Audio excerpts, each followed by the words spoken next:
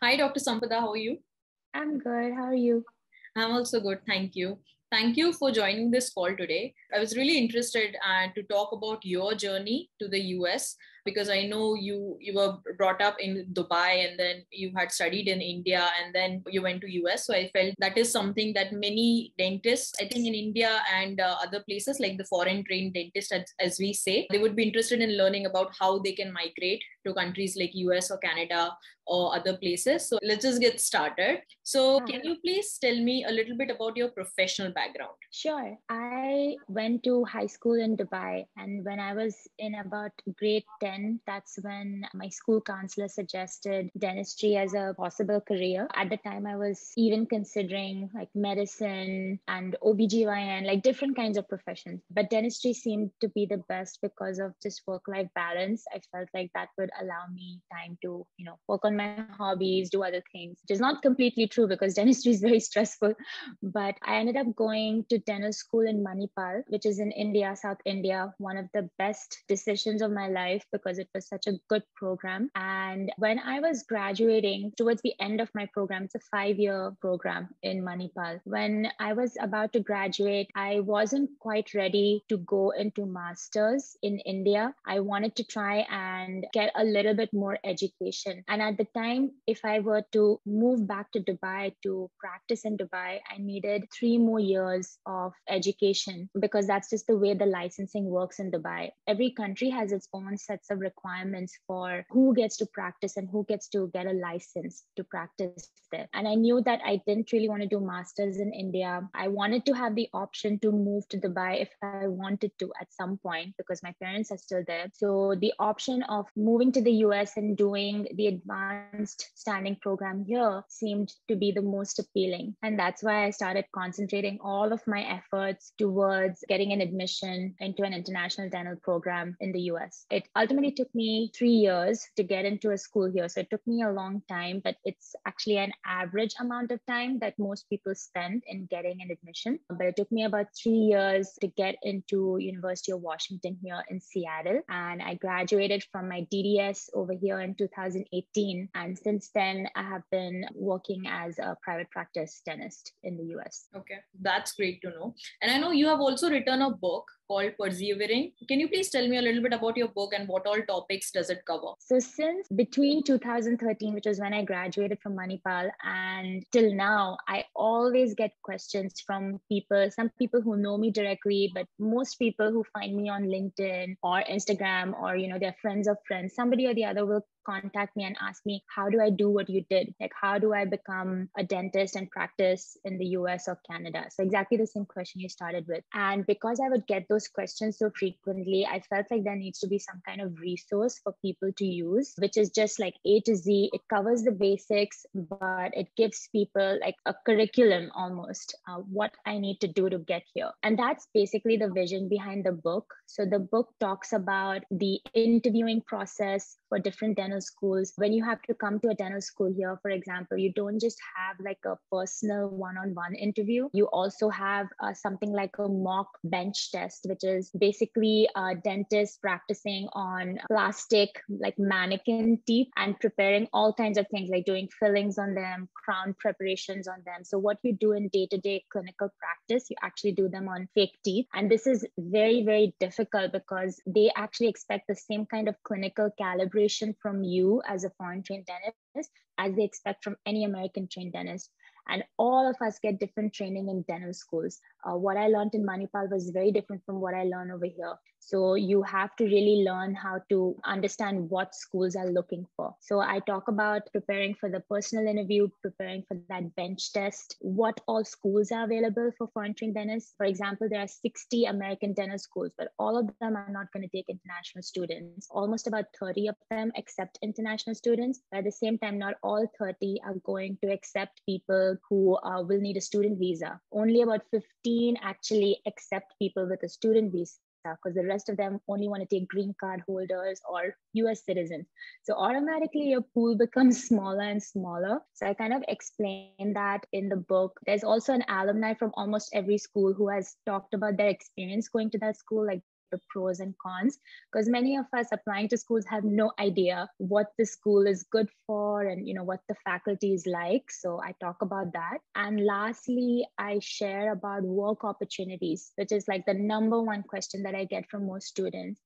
What does H-1B visa looks like? Because everyone knows about the H-1B visa, but they don't realize maybe how hard it is to get it as a dentist. And then I talk about the pathway to a green card or a citizenship and how challenging that can be also. And I also give a little bit advice on like pay structure, because most of that is very standardized wherever you go across the US.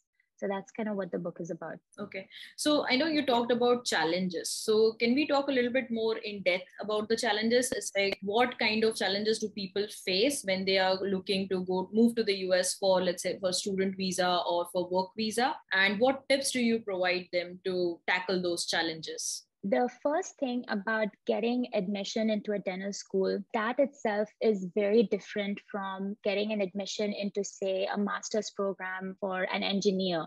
My husband is an engineer, and obviously he went to a very good school in India, but he did not face the kind of struggle that I faced when I was applying to schools. For him, he applied to 5 schools. He got accepted into 3 schools. He had no interview needed. And it was like so easy for him, so straightforward. For us, we have like up about 15 schools we can apply to. And every school has an average of maybe 20 seats. It differs from one school to the other. My school, for example, took only 8 students, but then there's a school in Boston that takes almost 100 students. So it really depends, but the competition is tough. So for the time that I got accepted into my school, there were 800 to 900 applications and they accepted only 8 people. So it's really, really tough, which is why I want people to know that when you apply everywhere. Don't like limit yourself, apply absolutely everywhere and put your best foot forward and apply again. There's no shame in being a reapplicant. Almost every other person I speak to has been a reapplicant at some point. For me, I was a reapplicant 3 times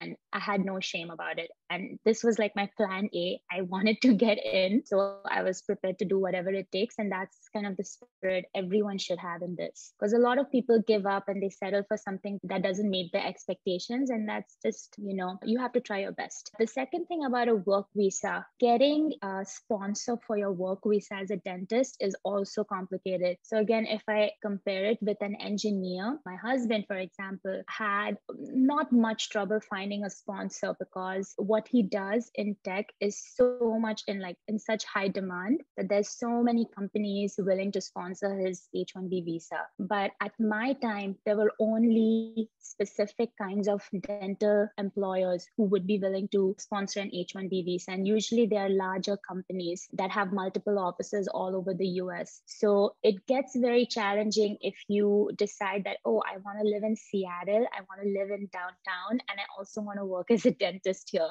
Sometimes you don't have that option. For an H-1B, you might have to live a little bit far away from the city. You might have to practice in the suburbs. So when I graduated from Seattle, I actually was unsuccessful in finding a job in Washington State. I had to relocate to California, which was fine for me because I had family here.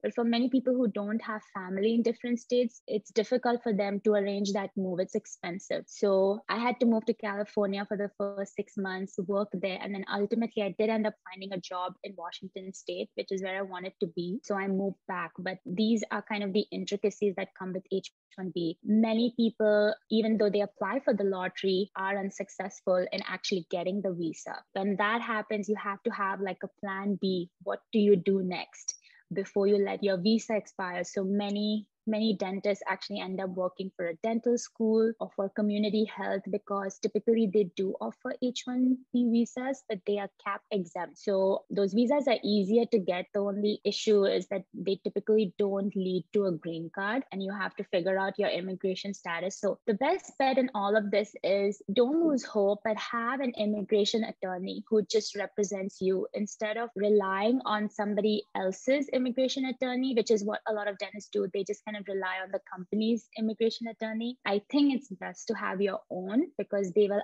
advocate for you, whereas a company's immigration attorney is going to advocate first for the company, right? And they have a ton of people to take care of. So you might not be priority. Ultimately, everyone will do okay and everyone manages things in a good sequence, but just find people to advocate for you. I think that's the best advice. Okay. And I'm glad that you touched upon once someone graduates from an American university, how long it takes them to find a job. But I also want to understand how long does it take for someone if they want to start their own practice in the US? It depends on, again, how comfortable you are on a visa status. If you are on an H-1B visa, there's nothing really stopping you from starting your practice even right out of school. But most people need somebody on their loan, someone who has a green card or a citizenship. So you have to build that right connection with someone who you trust to start your practice. A lot of people wait till they have a green card. But of course, if you are of Indian origin or Chinese origin, you might be waiting for many years to actually get a green card and start your practice. But typically, most like average American dentists will wait at least 2 years after graduation to get enough experience under their belt, take a lot of CE courses, understand what it means to run a business, and only then will they actually start their own practice. Because starting your own practice is a big investment. If you're doing a startup like a scratch office,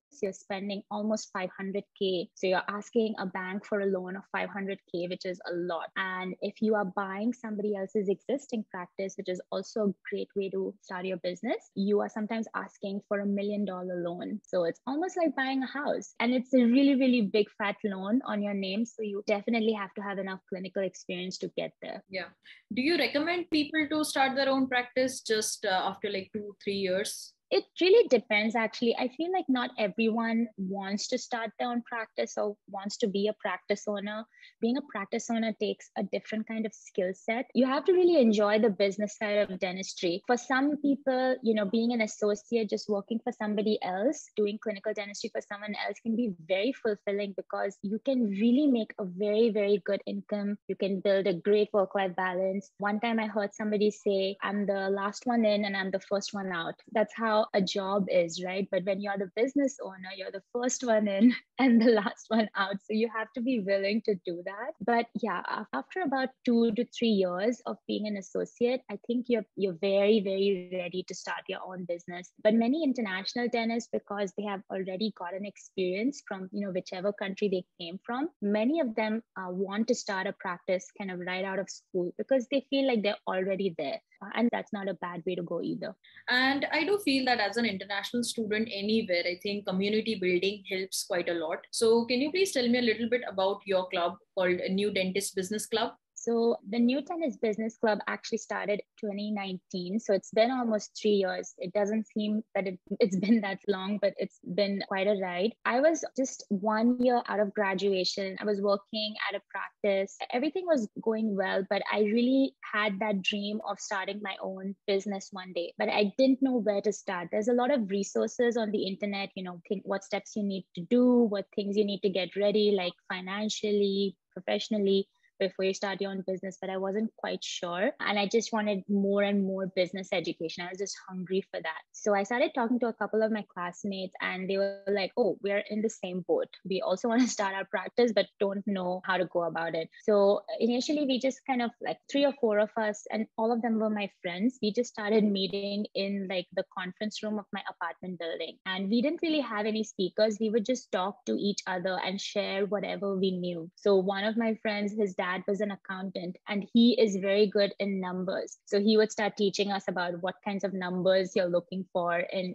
buying a practice. So little things like that. It was very, very unofficial. But then the pandemic hit, I think at about the 6th or 7th month mark after we had started this unofficial little club. And that's when all of us, like for 2 whole months, we were unemployed. Like nationwide, all dentists had to put the drill down because we had to keep masks and PPE available for frontline workers. So everyone was closed and we were all stuck at home with really nothing much to do. So we were like, okay, instead of getting depressed about this whole situation, because at that time, nobody really knew when we would go back to work, we thought, okay, let's double down and focus on business education. And that's when one of my friends, she's my best friend actually from dental school, she was like, you know what, let's make this thing official because a lot of other people want to join, and let's get AGDP certification. So that's basically ability to give continuing education credits to people.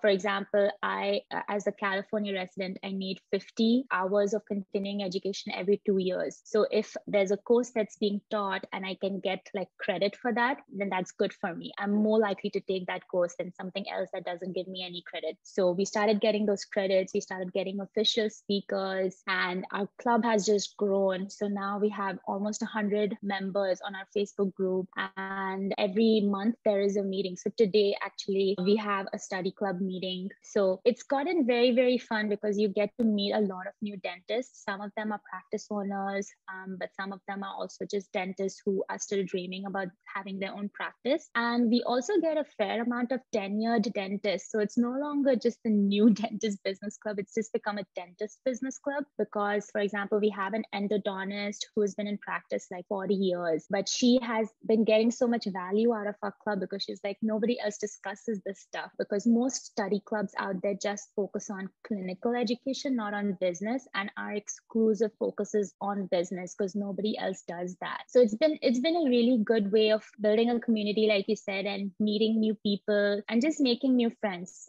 Yeah, that's really good. Thank you so much. I think that whatever you have said until now, it has been really valuable for me also to understand how things work there. And I'm so glad that with your book, I think a lot of resources are like, it's already there. So I would love to put a link to your book and also your website along with this video.